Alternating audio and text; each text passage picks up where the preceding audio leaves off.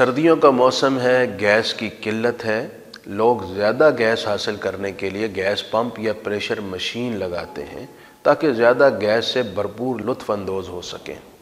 یہ قانوناً جرم ہے اور یہ قانون خلاف شرع نہیں، لہٰذا شریعت کی روشنی میں بھی یہ جرم ہے اور یہ ممنوع ہے اور گناہ کے زمرے میں آتا ہے۔ آپ گیس پمپ یا پریشر مشین لگا کر کئی قباحتوں کا ارتکاب کرتے ہیں۔ نمبر 1، یہ خطرناک ہے۔ نمبر 2، اس سے دوسروں کا حق مارا جاتا ہے۔ آپ زیادہ گیس کھینچتے ہیں، دوسرے اتنی گیس سے محروم ہوتے ہیں۔